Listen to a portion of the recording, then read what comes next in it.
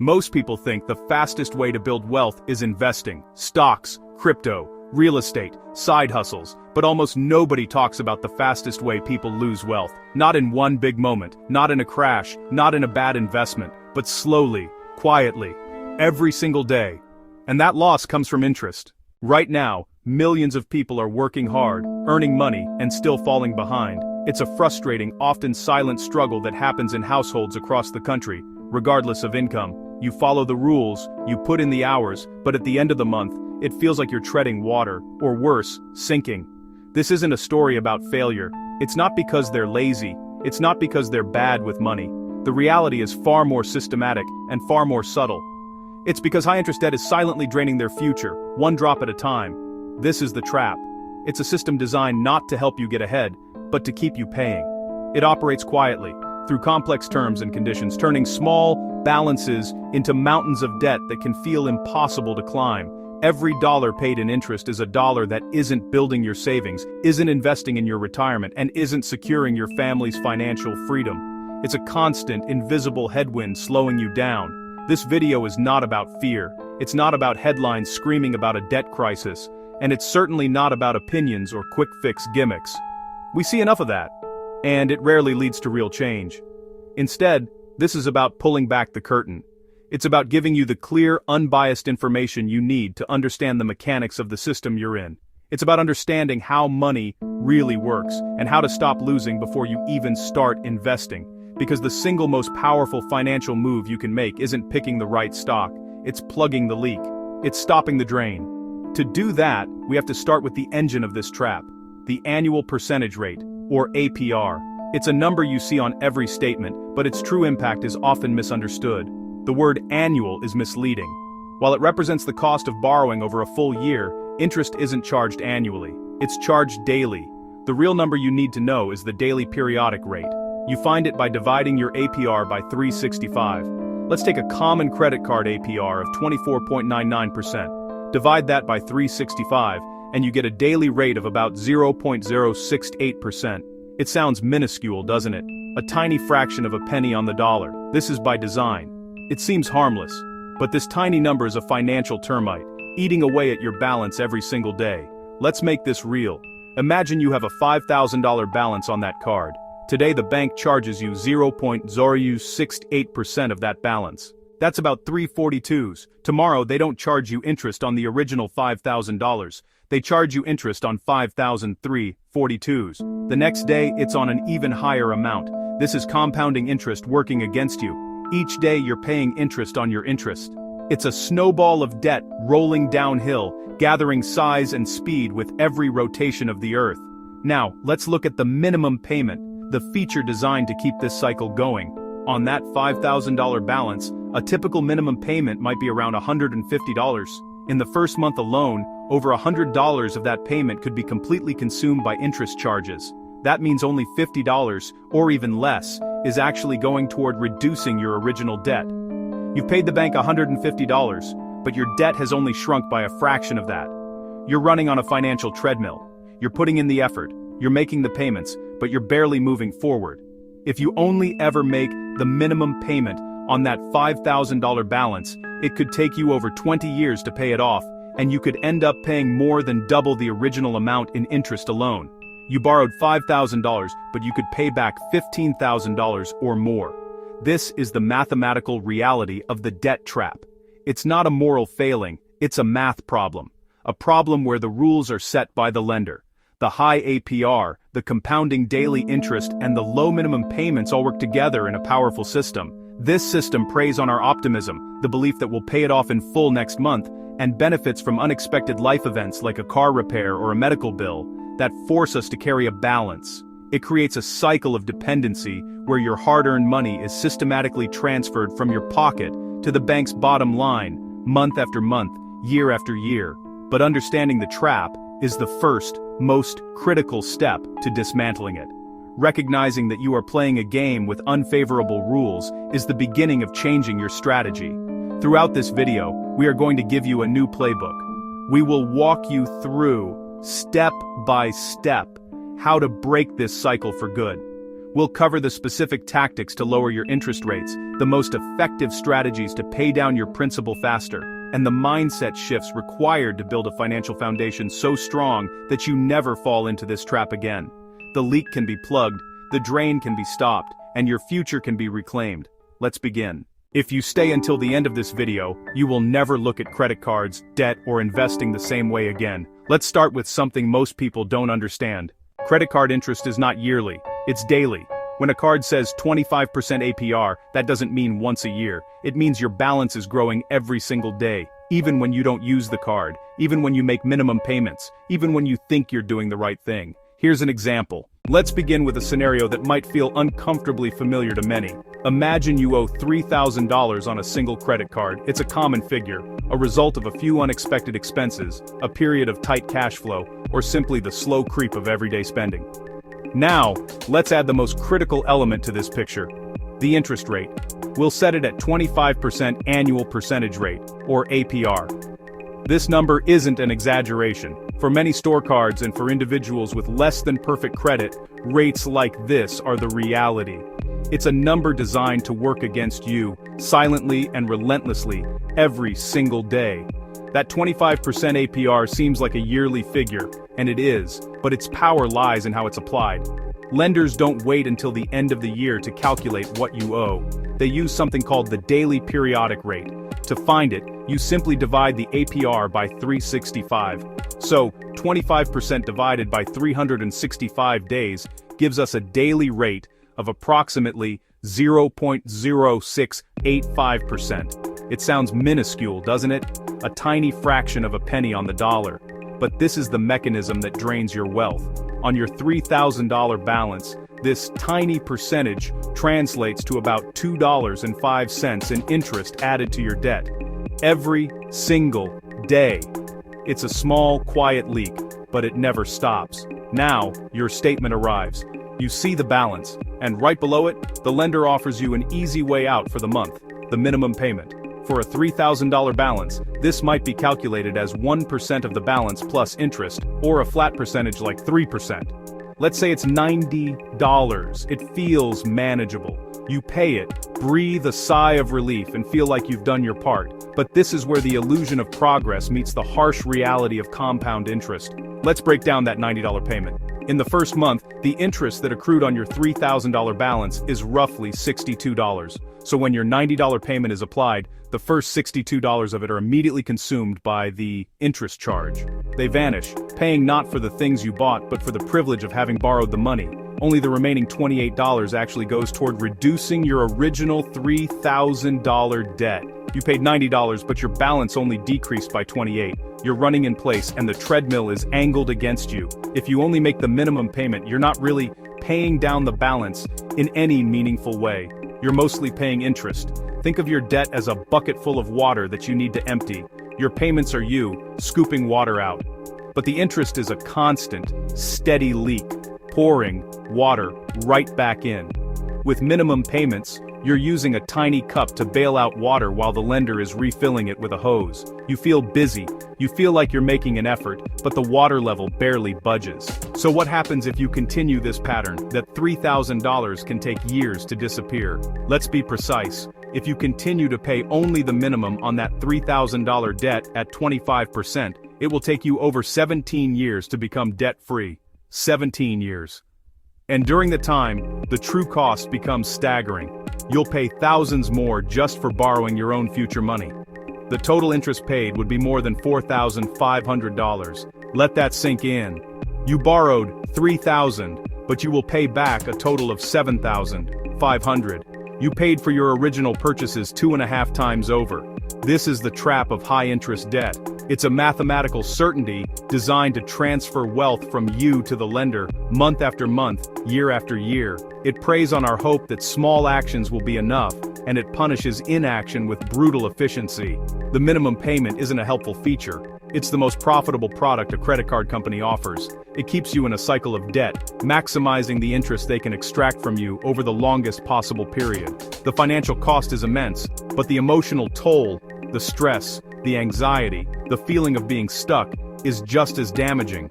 But what if you decided to fight back?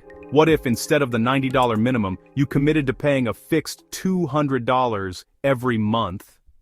It's more than double the minimum, a significant but perhaps achievable stretch. The change is transformative. By increasing your payment, you dramatically shift the balance of power.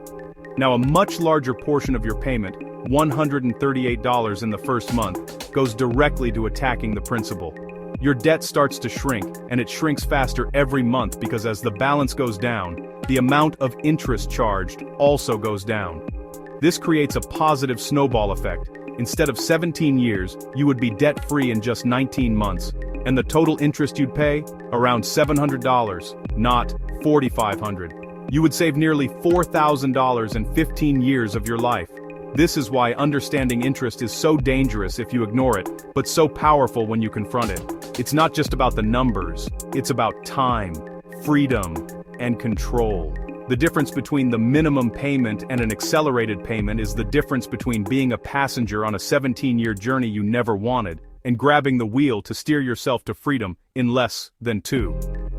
This single example, this $3,000 debt, reveals the fundamental principle of personal finance. Your money must work for you, not against you.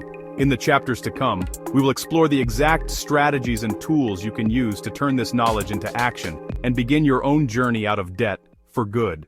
It compounds faster than investments, just in the opposite direction. When people talk about compounding in investing, they talk about it like magic. But interest compounds too, and when it's working against you, it's brutal. Now here's where most people get confused. They think, I'll just invest while I pay down debt. That sounds smart, but mathematically, it doesn't work. If your credit card charges 25% interest and your investments earn 8 or 10%, you're still losing. Paying off high-interest debt is a guaranteed return. There is no stock that beats that consistently. This is why high-interest debt is the #1 enemy of wealth. Not taxes, not inflation, not market crashes, interest. And yet, it's normalized. People are told, just make the minimum payment. Carry a balance. That's normal. But normal is expensive. Now let's talk about something deeper, something that goes beyond the numbers on a statement. To truly understand and conquer high-interest debt, we have to acknowledge a fundamental truth. Debt is not logical, it's emotional. Our brains are wired with ancient survival instincts that prioritize immediate rewards over long-term consequences. This is a concept psychologists call hyperbolic discounting. A small, certain pleasure today feels far more valuable than a large, uncertain reward in the future. When you see something you want, your brain's reward system lights up, releasing a small burst of dopamine. It's a powerful primal urge that says, get this now, it will make you feel good. And the modern financial system is engineered to exploit this very instinct. It's built around a single powerful idea: removing friction. Think about the pain of paying. When you hand over physical cash, you feel a tangible loss. You see your wallet getting thinner. That's high friction. It forces you to pause and consider the transaction. But credit cards? They are masterpieces of frictionless design. They disconnect the act of spending from the feeling of loss. You swipe, you tap, you enter a 3-digit code online. The purchase is instant, but the financial consequence is delayed. You buy now and feel it later. This creates a dangerous gap between action and consequence, allowing small, seemingly harmless purchases to accumulate into a significant burden without you ever feeling the immediate sting. Digital wallets and buy now, pay later services take this even further, reducing the entire transaction to a single click or a facial scan. The system is designed to make spending as easy and as thoughtless as possible. And that later part, it never feels urgent in the moment. It's a vague, distant problem for your future self to handle. Each individual swipe feels manageable. A coffee here, a dinner there, a new gadget on sale. None of these feel like a crisis, but without the friction of immediate payment, these small leaks can compound silently. The dopamine hit from the purchase fades quickly, but the debt remains, growing quietly in the background. It's a slow, creeping flood, and you don't realize you're underwater until the bills arrive, and the feeling of overwhelm finally hits. Suddenly, later is now. And it's a crisis. This is where the psychological manipulation gives way to predatory mathematics.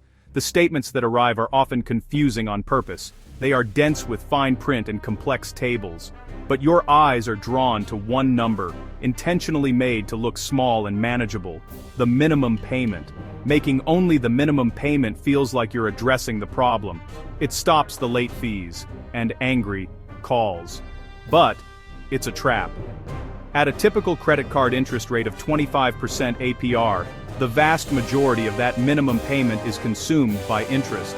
It does almost nothing to reduce your principal balance. You're essentially paying a high-priced subscription fee to rent the money you've already spent, and the system has penalties for falling even slightly out of line. Miss a payment by a day and you could be hit with a late fee and a penalty APR, causing your interest rate to skyrocket overnight. These aren't just features, they are profit centers built on the high probability of human error. Due dates are spaced out on purpose, making them easy to forget. The entire structure is designed to keep you in a cycle of debt for as long as possible. So, how do you fight back against a system that's wired to work against your own psychology? You start by reintroducing friction. You have to make spending conscious again. The first step is to get a clear, unflinching look at where your money is going. Track your spending for 1 month, every single dollar, write it down or use an app. The goal isn't to judge yourself, but to gather data. Knowledge is the antidote to mindless spending. Next, create intentional friction for non-essential purchases. Try the 24-hour rule. If you want to buy something that isn't a necessity, wait 24 hours. This simple delay is often enough to let the initial dopamine urge fade, allowing your logical brain to take over. Does this purchase align with your long-term goals? Is it worth the hours you'll have to work to pay it off, plus interest? For a more direct approach, consider temporarily freezing your credit cards, literally, in a block of ice in your freezer, or simply leave them at home and switch to using a debit card or cash for daily spending. By forcing a pause, you reclaim the power of choice. Once you've begun to manage your spending habits, you can go on the offensive. Your interest rate is not set in stone. If you have a history of consistent payments, call your credit card company and ask for a lower APR. State your case calmly and confidently. Mention that you've received competitive offers from other banks. The worst they can say is no, but a successful call could save you hundreds or even thousands of dollars. Another powerful tactic is a balance transfer. Many companies offer 0% introductory APRs to attract new customers. Transferring your high-interest balance to one of these cards can give you a crucial window, typically 12 to 21 months, where 100% of your payment goes toward the principal. This can dramatically accelerate your payoff journey. But be careful. Read the fine print. There's usually a one-time transfer fee, and if you don't pay off the entire balance before the promotional period ends, the interest rate will jump, sometimes retroactively. A balance transfer is a tool, not a magic wand. It requires a disciplined plan to pay off the debt before the clock runs out. The system is built on habits, not mistakes. It relies on you being passive. Your path out is to build better habits. The single most effective habit is automation. Set up automatic payments for more than the minimum amount. Even an extra $50 per month makes a huge difference. This ensures you're consistently chipping away at the principal without having to rely on willpower every single month. Better yet, automate your debt payoff directly from your paycheck. If your employer allows it, you can split your direct deposit, sending a fixed amount directly to your credit card company before the money even hits your checking account. You can't spend what you never see. By making your debt payments the first and most important bill you pay, you are fundamentally changing your financial behavior from reactive to proactive. You are beating the system at its own game, using its own principles of automation and habit formation to build your wealth, not someone else's. Credit card companies don't make most of their money from people who pay in full, they make it from people who carry balances, and here's the part that matters for wealth building. As long as high-interest debt exists, investing feels harder, saving feels impossible, and progress feels slow, not because you're failing, but because money is leaking out the back. Think of your finances like a bucket.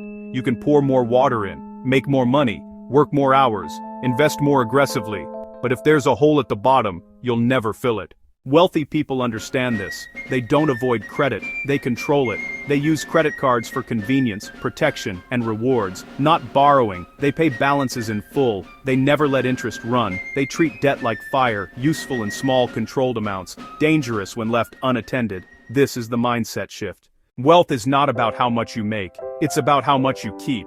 Every dollar you don't lose to interest is a dollar that can work for you. And the fastest way to increase your net worth is not finding the next hot stock. It's stopping unnecessary losses. In the next part of this video, we're going to break down exactly how to eliminate high-interest debt step by step, how to protect your money long-term, and how to invest correctly after the leaks are sealed, because once interest stops working against you, everything changes. Now that you understand how interest quietly destroys wealth, let's talk about how to take control of it. We've pulled back the curtain on the silent erosion of your financial future, the invisible current that works against you day and night. It can feel heavy, I know. Seeing the numbers, understanding the mechanics of compound interest when it's not in your favor, can be disheartening. It can feel like you're standing at the bottom of a mountain, with the peak shrouded in clouds. But the purpose of that knowledge isn't to leave you in a state of fear or paralysis. It's to give you a map, because you cannot fight an enemy you don't understand. And now you understand. The first, most difficult step is already behind you. What lies ahead is not a battle of brute force, but a journey of strategy, intention, and quiet, consistent progress. Today, we shift from understanding the problem to building the solution. We are going to turn that tide. Because awareness alone doesn't change anything. Action does. This is a fundamental truth that separates those who wish from those who do. How many of us have had that moment of clarity, that aha moment, only to find ourselves in the exact same position weeks, months, or even years later? The initial shock of understanding fades, and the inertia of daily life takes over.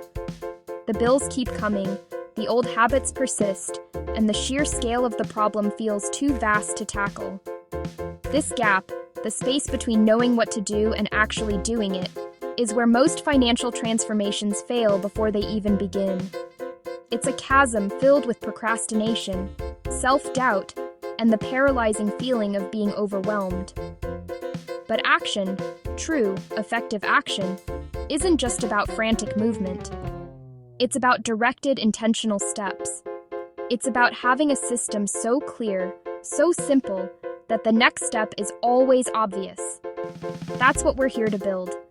Not just a burst of motivation, but a sustainable engine for change. Most people try to fix debt by doing everything at once. They panic, they cut everything, they burn out, and then they quit.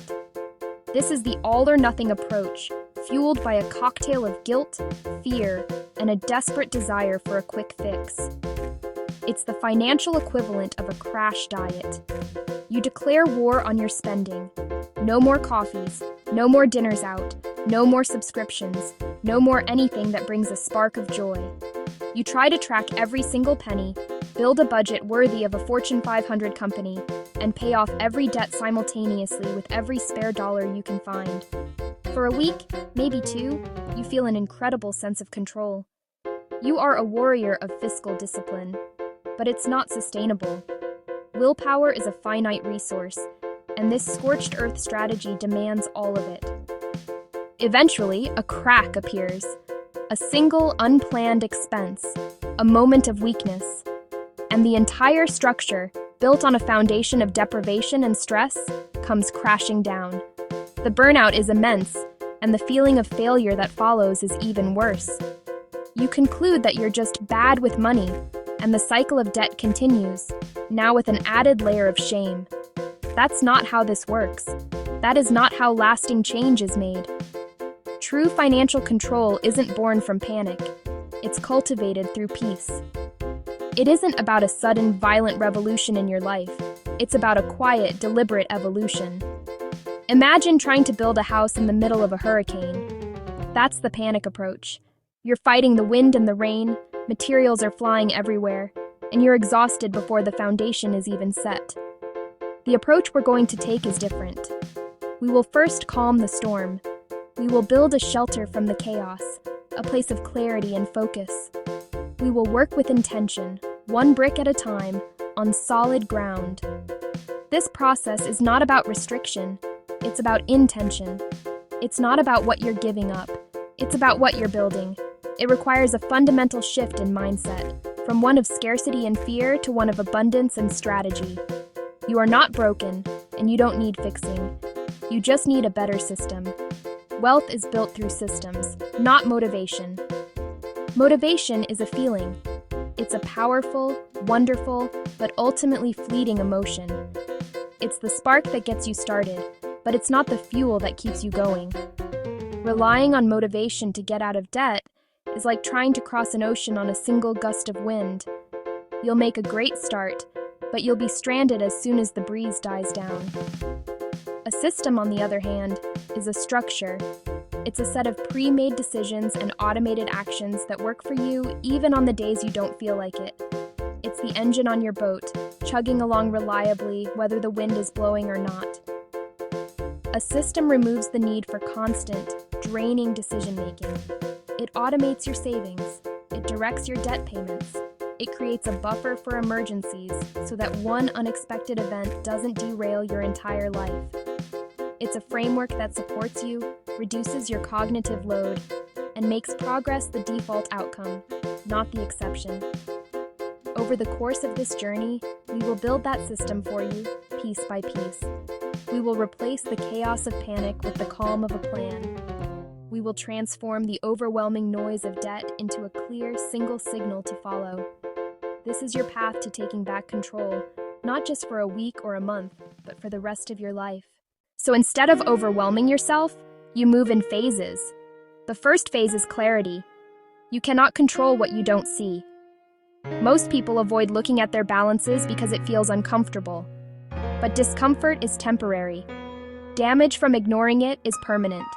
So the first step is simple. List every balance, every interest rate, every minimum payment. No judgment, no emotion, just numbers. This is not about shame, it's about control. Once you see the full picture, something important happens. The problem becomes real, but also manageable. The next phase is prioritization. Not all debt is equal. Let's talk about a feeling many of us know all too well. The sense of being pulled in a dozen different directions by your finances. You have a mortgage, a car loan, student debt, and a few credit card balances. They all want your attention, and they all want your money.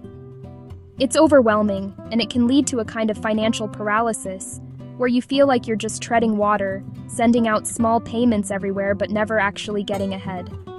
The most critical step you can take right now is to understand that not all debt is created equal.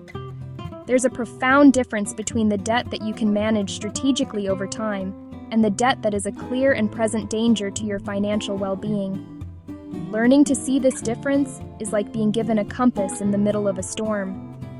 It doesn't calm the waves, but it shows you the one true direction you need to go. High-interest debt is an emergency. I want you to let that sink in. It's not an inconvenience. It's not a problem for future you. It is a financial fire burning in your house right now.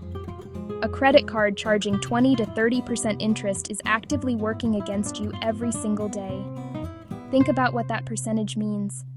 For every $100 you owe, the bank is adding another $20 or $30 in interest over the course of a year. This isn't a passive loan. It's an aggressive force, compounding relentlessly. It's like trying to climb a mountain while someone is actively adding more rocks to the backpack you're carrying. You take 2 steps forward, but the weight of compounding interest pushes you 1 step back. This is why making minimum payments on high-interest debt is a guaranteed way to stay in debt for years, sometimes decades, paying back multiples of what you originally borrowed. So, what's our first move in fighting this fire? We try to reduce the heat. Before you even start throwing extra money at the balance, pick up the phone. Call your credit card company. It's a simple action that can save you thousands. You can say something like this. Hello, I've been a customer for years and I'm reviewing my finances. My current APR of your APR percent is making it difficult to pay down my balance. I'm committed to paying this off, and I'd like to know if you can offer me a lower interest rate to help me do that. I've seen offers from other cards at a much lower rate. Be polite, but be firm. The worst they can say is no. But very often, especially if you have a history of consistent payments, they will be willing to lower your rate. Even a few percentage points can make a significant difference in how quickly you can extinguish that debt. Now, let's contrast this with the other side of the coin. Low-interest debt is a strategy decision. This is your mortgage, your federal student loans, maybe a car loan with a great rate. These are debts where the interest rate is often below the average rate of inflation or the historical return of the stock market. The interest is not compounding at a terrifying speed. It's a slow, predictable burn. With these debts, you have options. You can stick to the payment plan, knowing that you're building equity in a home or investing in your education. The urgency isn't there. It's a marathon, not a sprint. You manage it, you plan for it, but you don't panic about it. The key is to separate the panic-inducing debt from the manageable debt. That comes first. Always. Your high-interest debt is priority number 1, 2, and 3. This is why the smartest approach is not spreading money across everything. It's focus. When you're fighting a fire, you don't spray a little water on every flame. You aim the entire fire hose at the biggest, hottest part of the blaze until it's out. Then you move to the next one. This is the principle behind the debt avalanche method. You list all your debts, from the highest interest rate to the lowest. You make the minimum payments on everything to keep them current, but every single extra dollar you can find in your budget goes toward that one debt at the top of the list. You attack it with everything you have. You attack one balance at a time, not because it's exciting, but because it works. It's the most efficient way to pay the least amount of interest over time. The math is undeniable, and there's a powerful psychological component here too. Spreading your money thinly feels like you're doing something, but the lack of visible progress is demoralizing. You feel stuck. But when you focus all your energy on one target, you start to see that balance shrink, first by a little, then by a lot. When you finally pay it off completely, you feel a surge of victory. It's a tangible win, and that victory creates momentum. You then take all the money you were throwing at that first debt, the original minimum payment, plus all the extra, and you roll it like a giant snowball onto the next debt on your list. Your payment power grows with each debt you eliminate, creating an unstoppable force that will carry you all the way to freedom. This focused approach transforms a feeling of helpless chaos into a clear, actionable, and empowering plan. It's how you turn the tables and finally start making your money work for you instead of against you. You make minimum payments on everything else, and you throw everything extra at the highest interest balance. Every dollar there is doing real work. This is called eliminating negative compounding. Now let's talk about something most people don't realize. Paying off debt is not just math, it's behavior. If it were just math, the solution would be simple, wouldn't it? A clean formula on a spreadsheet. Income minus expenses equals progress. But we all know it's rarely that straightforward. We are not calculators.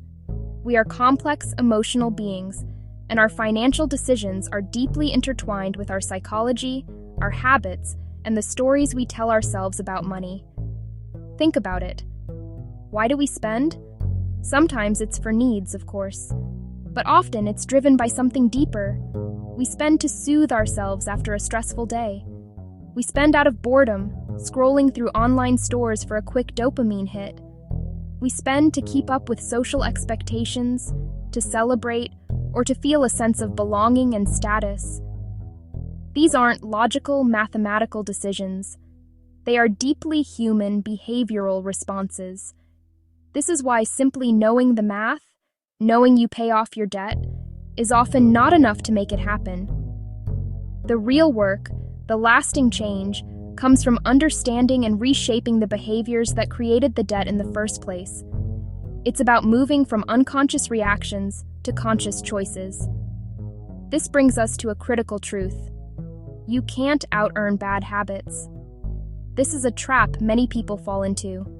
They think, if I just got a raise, or if I just landed that higher-paying job, all my money problems would be solved. But more often than not, that new income gets swallowed whole by a phenomenon called lifestyle inflation. The new salary comes in, and almost unconsciously, so do new expenses. A nicer car with a higher payment, a bigger apartment in a more expensive neighborhood, more frequent dinners out, more premium subscription services. The numbers on the paycheck get bigger, but the financial stress remains the same. because the underlying habits haven't changed. It's like being on a hedonic treadmill. You're running faster and faster, but you're not actually getting anywhere. And you can't automate discipline without structure. In our digital world, it's tempting to believe we can just set up a few automatic transfers and let technology handle our discipline for us. And while automation is a powerful tool, it's only effective when it's part of a larger intentional structure. Without that structure, our old habits will always find a way to override the system. You might automate a debt payment, but then unconsciously overspend on a credit card, negating the progress.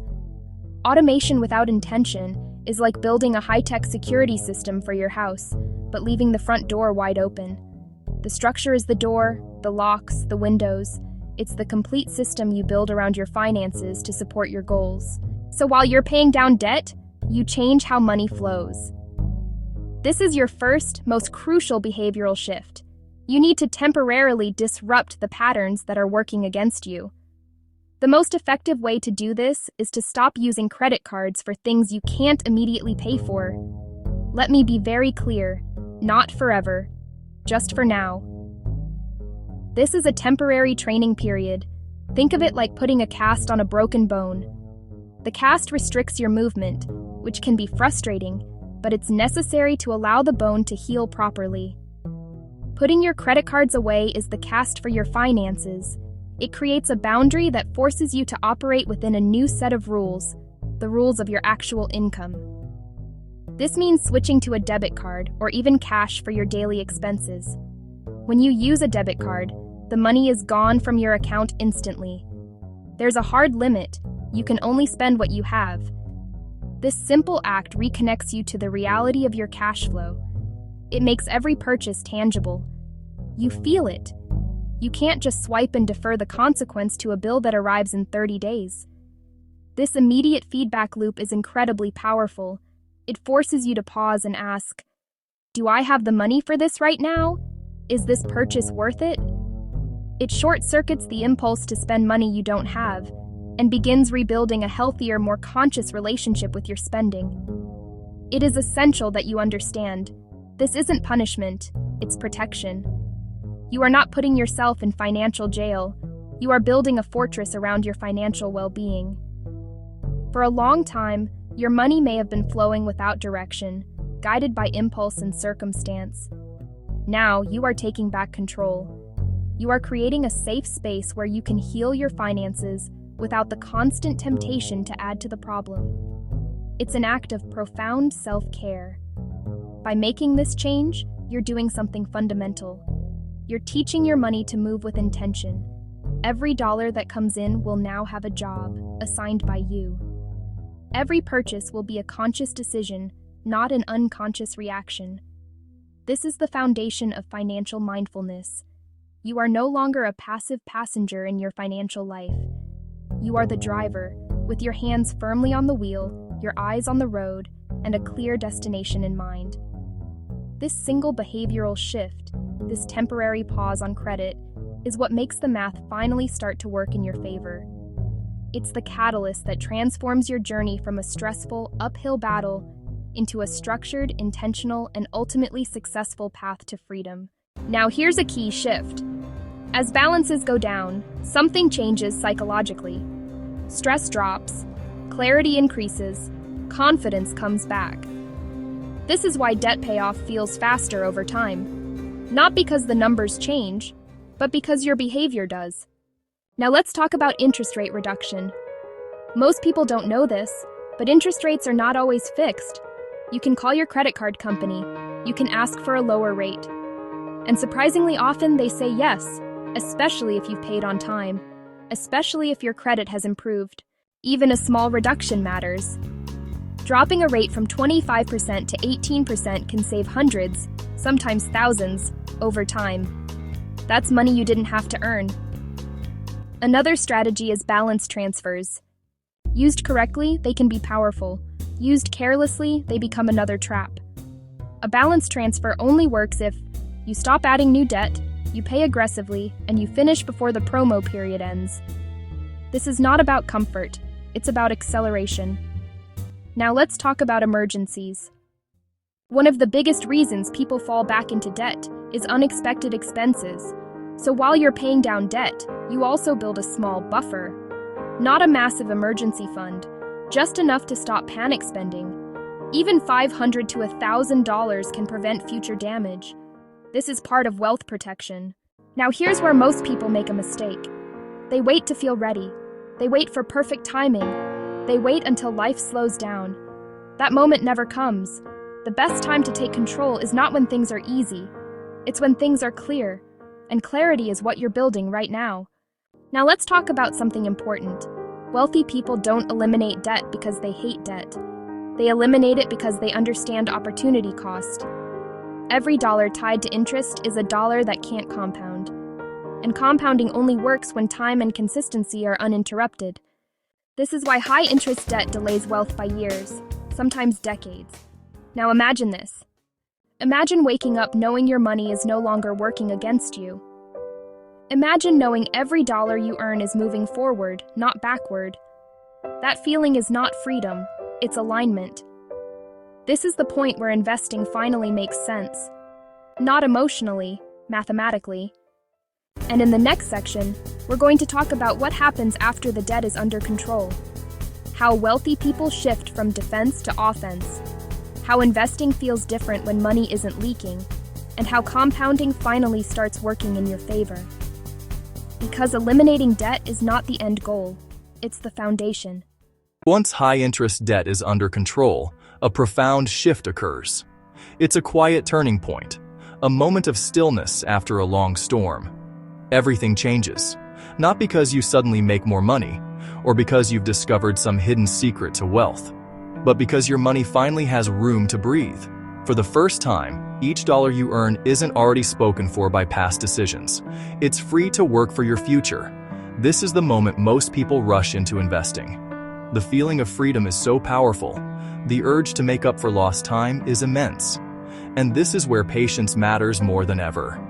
Before you build the house, you must be absolutely certain the foundation is sound. Investing works best when it's boring, when it's consistent, when it's predictable, and most importantly, when it's not competing with interest. Think of it this way. A credit card charging 20% interest requires a 20% investment return just to break even. That's a monumental, unsustainable hurdle. Paying off that debt is a guaranteed, tax-free return. It's the single best investment you can make. Before this point, investing feels stressful. It feels like a gamble, a desperate attempt to outrun the debt that's chasing you. You check prices constantly. Every notification, every headline, every flicker of red or green on the screen feels personal. You panic on red days. A market dip doesn't feel like an opportunity. It feels like a catastrophe, threatening the very money you need to cover your obligations. You second-guess every decision. Should I have bought more? Should I sell now? The mental chatter is exhausting. Not because you're bad at investing, but because part of you knows the foundation isn't solid. You're building on shaky ground, and your subconscious is sending you warning signals. Once debt is handled, that noise disappears. The constant low-level hum of financial anxiety fades into silence. Now investing becomes what it was always meant to be, a long-term system. A calm, deliberate process of allocating capital for future growth, not a frantic race against the past. Let's start with something simple. The goal isn't complexity, it's clarity. You don't need dozens of stocks. You don't need to be an expert on every company. You don't need perfect timing. Trying to buy at the absolute bottom and sell at the absolute top is a fool's errand. You don't need to chase hype. The stocks everyone is talking about are often the ones that are already overpriced. The real work was done quietly, months or years before. You need consistency. This is the bedrock of all successful long-term investing. The market rewards time, not intelligence. It doesn't care about your IQ, your predictions, or your clever analysis. It only cares that you show up consistently over a long period. This is why long-term investors outperform most traders. Traders bet on moments. Investors bet on decades. They let compounding do the work. Albert Einstein supposedly called it the eighth wonder of the world. It's the process of your earnings generating their own earnings. Compounding is quiet. It doesn't make headlines. It doesn't create overnight millionaires. It's slow. In the first few years, the results are almost imperceptible. $100 earns a few dollars. It feels insignificant. And that's why it's powerful, because most people give up before the magic happens. They lack the patience to see the curve steepen. But after 10, 20, 30 years, that slow, quiet process becomes an unstoppable force. Small, consistent investments over time beat big emotional decisions almost every time. The person who invests $500 every single month without fail will almost always end up wealthier than the person who tries to time the market with $100,000. Now let's talk about where most people start. The simplest, most effective entry point for a new investor: broad market exposure. This means owning pieces of many companies, often hundreds or even thousands at once, not betting on a few.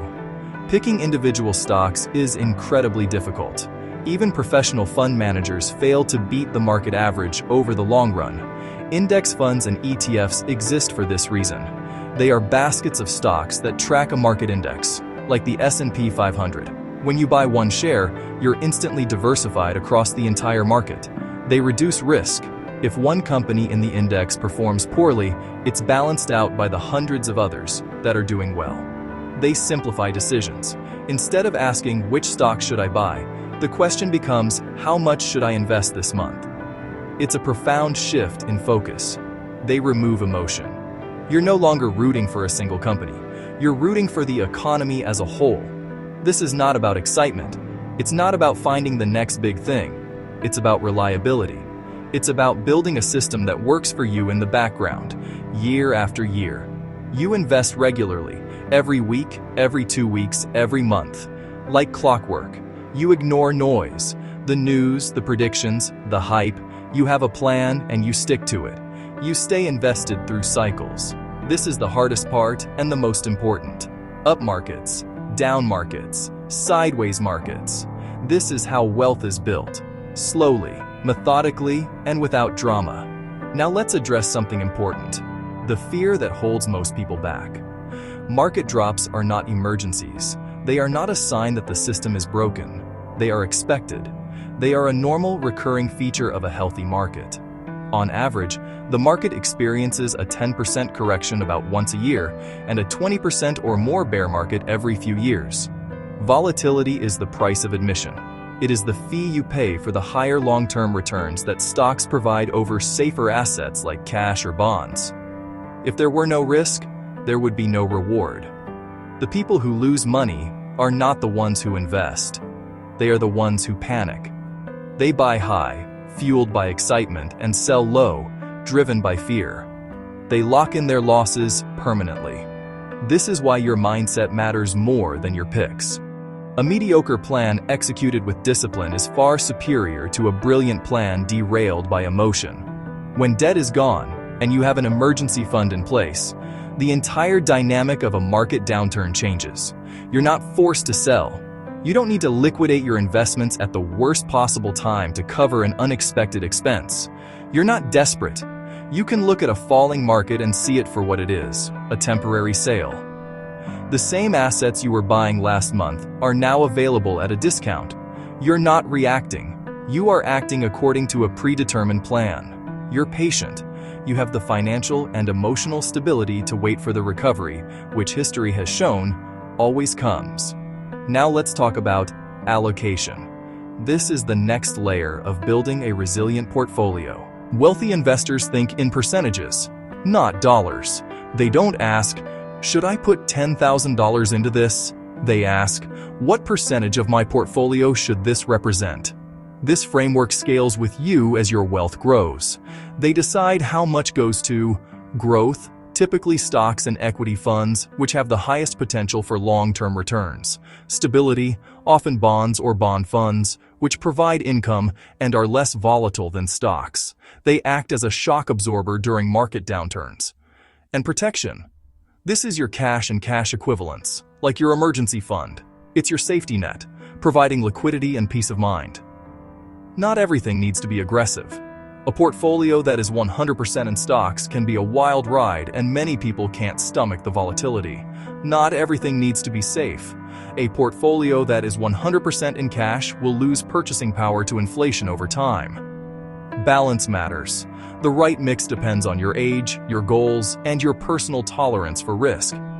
But the principle is universal. Don't put all your eggs in one basket. As income grows, investments scale automatically. If you've committed to investing 15% of your income, a raise or a bonus doesn't trigger a lifestyle decision.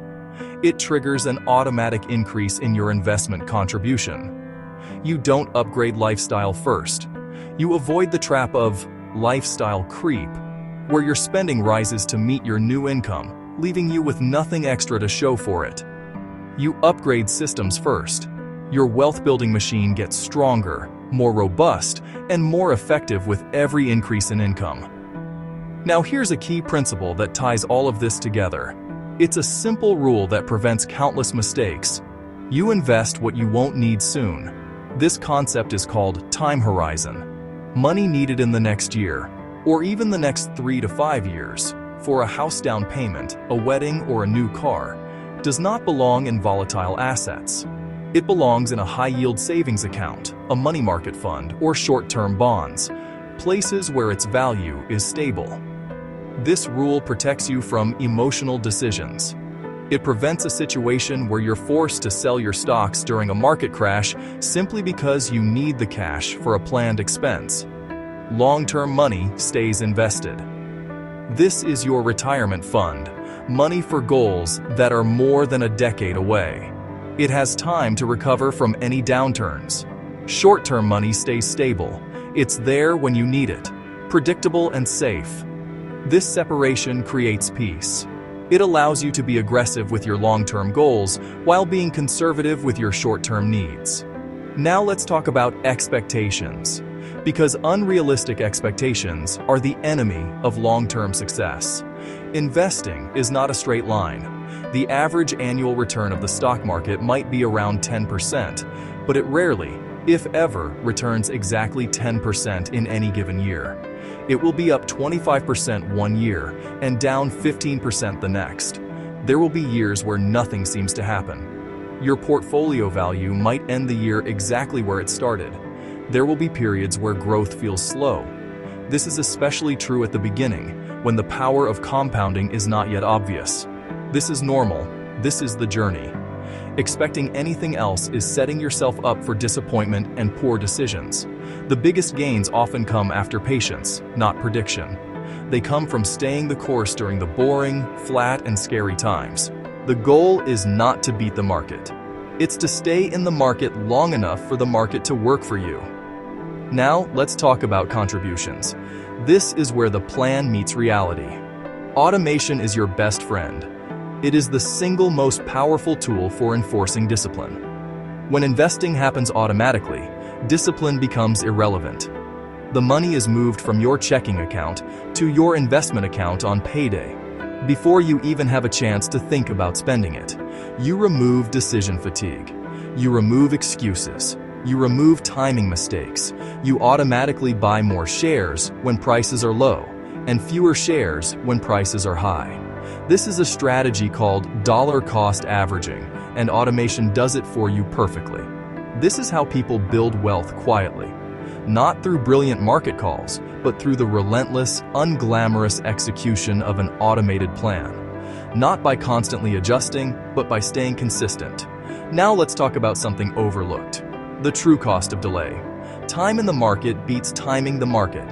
Studies have shown that missing just the 10 best days in the market over a 20-year period can cut your total returns in half. Since those best days are impossible to predict, the only strategy is to stay invested through all of them. Every delay costs future growth. Waiting a year to start investing doesn't just cost you 1 year of returns, it costs you decades of compounding on those returns. Every skipped contribution breaks compounding. It's a small crack in the foundation that weakens the entire structure over time. Consistency creates momentum. Each automated investment is a vote of confidence in your future self. It builds a habit that becomes second nature. Now imagine this. Take a moment and visualize this reality. No debt. Automated investing. Clear goals. No panic. Your financial life runs on a quiet, efficient system that you designed. This is when wealth becomes predictable, not flashy, not exciting, but reliable. And reliability is powerful. It's the foundation upon which a life of freedom and choice is built. Now let's talk about something deeper. The philosophy behind the numbers. Wealth is not about being rich. It's about being resilient. It's not about buying expensive things. It's about not having to worry about money. It's about having options, flexibility, time, the ability to walk away from a job you don't like, the freedom to spend more time with your family, the security of knowing you can handle an unexpected setback. Investing is a tool, not an identity. It serves your life. You do not serve it. You don't need to watch markets all day. You don't need constant stimulation. In fact, the less you check your portfolio, the better your returns are likely to be. You need a plan and the discipline to let it work. The hard part isn't creating the plan, it's trusting the plan when things get turbulent. In the next part of this video, we're going to talk about long-term money rules.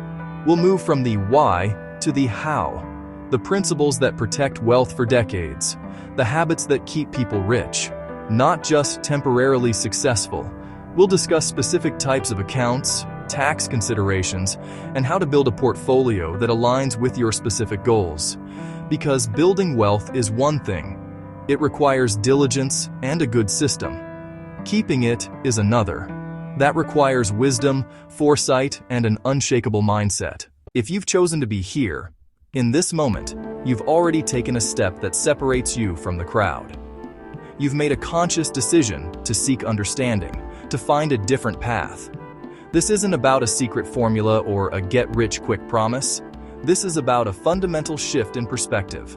It's about trading the noise of the world for the quiet clarity of intention. You already sense that the common approach to money isn't working. That frantic energy, the constant chase for more, the low-level anxiety that hums beneath the surface of daily life. It's a treadmill, not a path. It's a cycle of earning and spending, of temporary highs followed by the inevitable return to a baseline of financial stress. You know, deep down, that there has to be a better, calmer, more sustainable way. Most people never slow down long enough to understand how money actually moves. They live in a state of constant financial reaction. The paycheck arrives, and it's immediately consumed by a flurry of obligations, desires, and impulses. The car needs a repair. A friend suggests an expensive dinner. A targeted ad presents an irresistible offer.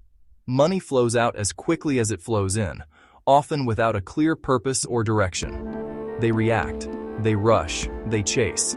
They chase a bigger salary, a promotion, the next thing that they believe will finally bring them security or happiness. But this chase is a distraction. It keeps them focused on the surface, the numbers in their bank account, the price tags on their possessions, while ignoring the underlying currents that truly govern their financial lives. They are so busy trying to fill a bucket with more water that they fail to notice the holes in the bottom. But you are here to do something different. You are here to learn the architecture of wealth, not just the decoration. To understand that money is a current, a form of energy. It can be a chaotic force that pulls you under, or it can be a steady, powerful river that you learn to navigate, channel, and direct toward a destination of your own choosing. This journey isn't about becoming a financial expert overnight. It's not about mastering complex spreadsheets or timing the market. It is about mastering yourself. It's about cultivating a mindset of deliberate action, of patience, and of profound self-awareness. It begins with the simple yet revolutionary act of slowing down, of pausing, of asking fundamental questions. Where is my money really going? What are the invisible scripts and emotional triggers that dictate my spending? Am I using my money to build the life I truly want? Or am I using it to numb my anxieties and impress people I barely know? These are not comfortable questions. They require honesty. They require vulnerability. But the answers hold the key to unlocking true financial freedom. The principles we are about to explore are not secrets. They are timeless, universal truths that have guided the financially independent for generations. They are simple in concept, but their power lies in their consistent application.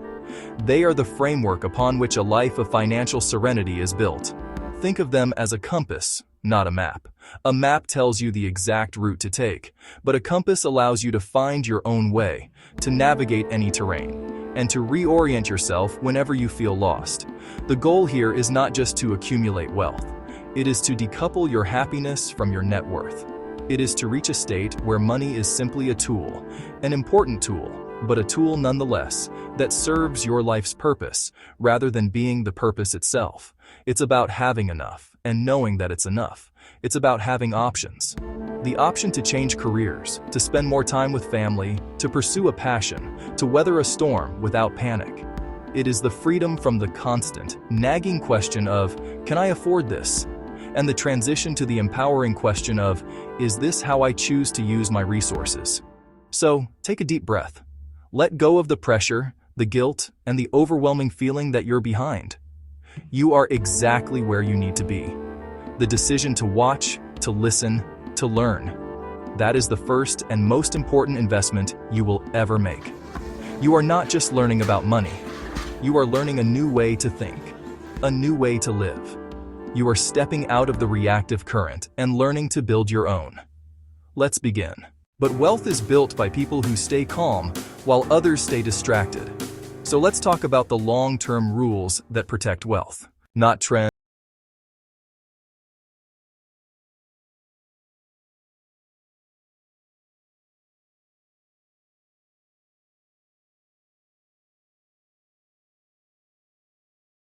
Strategic, intentional. If it's not doing something specific for you, it's doing something against you. The second rule is this: protect your downside first. People focus on upside, big gains, fast growth. But wealth is preserved by avoiding big losses. You don't need to hit home runs. You need to stay in the game. The third rule is consistency beats intensity. Small actions done repeatedly outperform big actions done occasionally. This applies to saving, investing, spending, and habits. Boring is powerful. The fourth rule is automation over motivation. Motivation fades, systems remain. Automate. Investing, saving, bill payments. When money moves without emotion, mistakes disappear. The fifth rule is patience is not passive. Patience is active discipline. It's choosing not to interfere, not to panic, not to overreact. Time rewards restraint. Now let's talk about something rarely discussed: lifestyle inflation. As income grows, expenses naturally try to grow with it. Wealthy people resist this early. Not forever, just long enough to build momentum. You don't need to look rich, you need to become secure. The sixth rule is clarity creates confidence. When you know where your money is going, stress disappears. Confusion creates anxiety. Clarity creates peace. This is why simplicity matters. Few accounts, clear goals, simple strategies. Complexity benefits systems, not individuals. Now let's talk about something deeper. Wealth is not about money. Money is just stored time. It represents effort, energy, and focus. When you control money, you control your future time. This is why interest is dangerous. It steals future time. And this is why investing works. It gives time leverage. Now imagine this: no high-interest debt, automated investing, clear rules, no panic. Not because life is perfect, but because your finances are aligned. This is what financial peace actually feels like. Not excitement, not adrenaline. Now, let's talk about something truly important, a concept that can fundamentally shift your relationship with money and success. It's the idea that you don't need to do everything at once. In a world that celebrates overnight success and instant gratification, this might sound counterintuitive. We're constantly bombarded with stories of people who seemingly made their fortune in a flash. But that's a distorted picture. It's a highlight reel that conveniently omits the years of quiet, methodical effort. The pressure to achieve everything immediately, to save for a house, invest in the next big thing, pay off all your debt, and travel the world all at the same time, is not just unrealistic. It's a recipe for burnout and failure. It's like trying to build a skyscraper by starting with the penthouse windows. It simply doesn't work.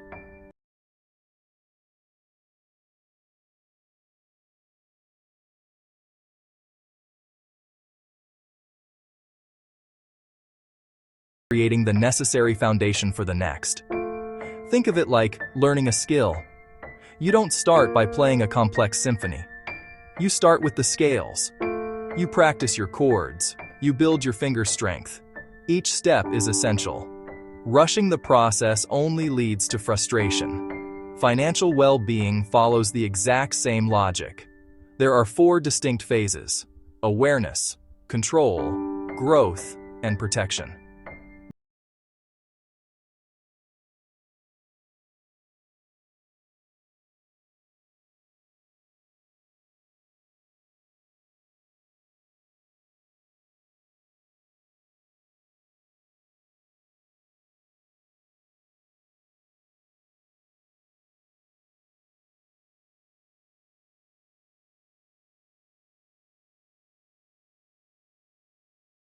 Minus what you owe, to get a clear snapshot of your current financial health. This isn't about making you feel bad about past decisions. It's about gathering data. You are simply becoming a detective in your own financial life, looking for clues and patterns. What are your habits? What are your triggers for spending? Where are the leaks? Without this clear, unvarnished picture, any plan you make is just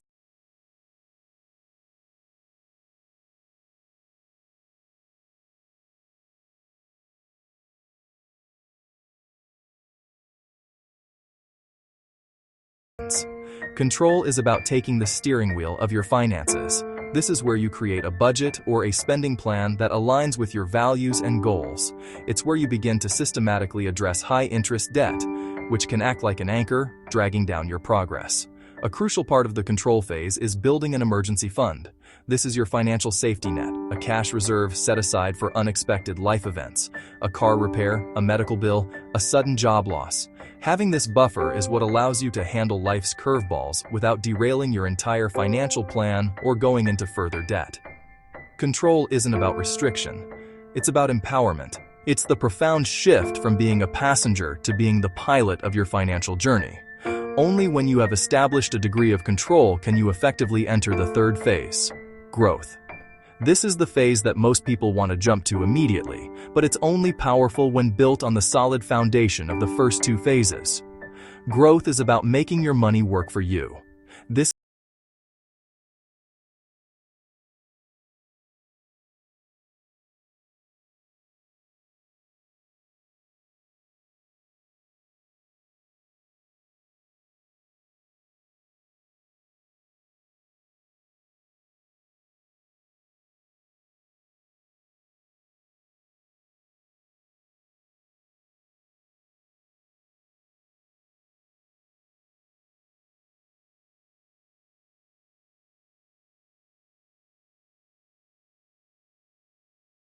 It's a slow, steady, and incredibly powerful process. Finally, as your wealth grows, you enter the 4th phase, protection. This phase runs parallel to the growth phase and becomes increasingly important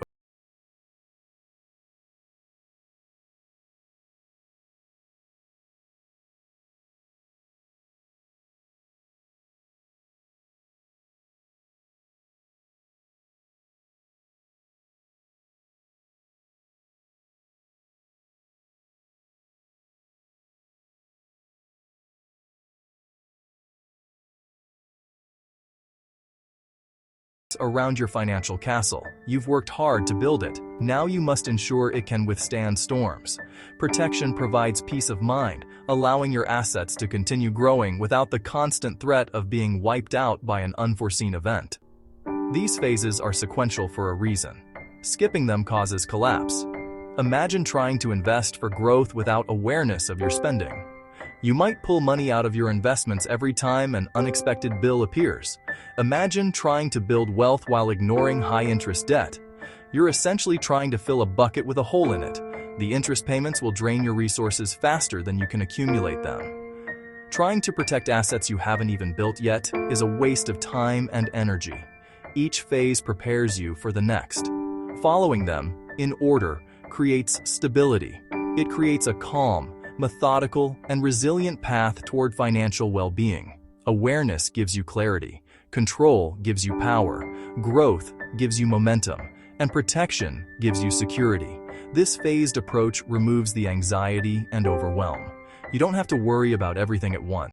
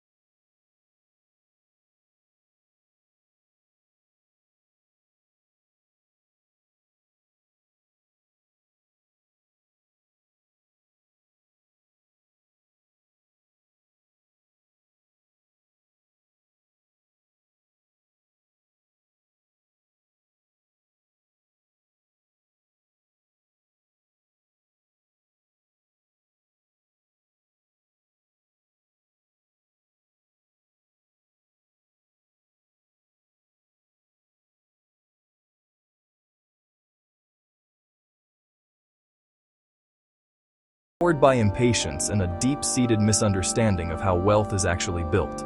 It's not built in a frenzy, it's cultivated. Think of it like a garden. The noisy, hurried approach is like throwing seeds at the ground and demanding they become a forest by morning. It's frantic, wasteful, and ultimately, it yields nothing. The true path, the one that leads to a harvest, is quiet. It requires patience. It requires understanding the soil, the seasons, the sun. It requires a gentle, consistent.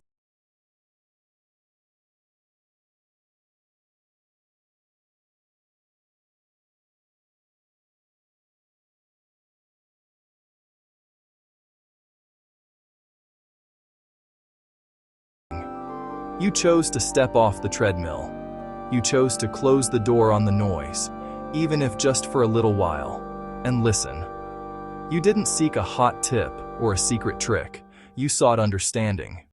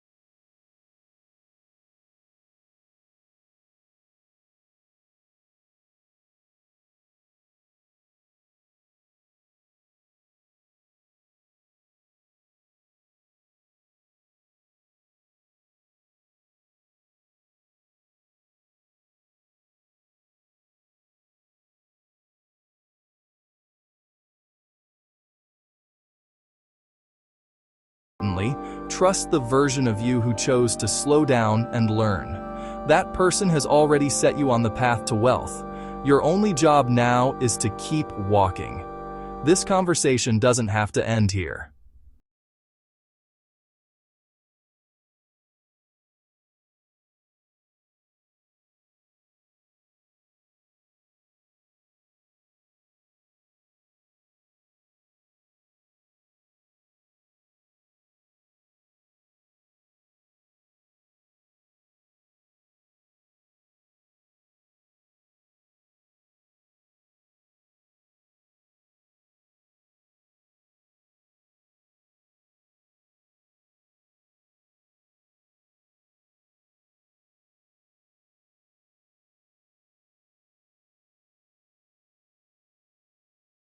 Understanding, and if you want, you can let this video play again. Because every time you hear these principles, they get clearer. And clarity compounds.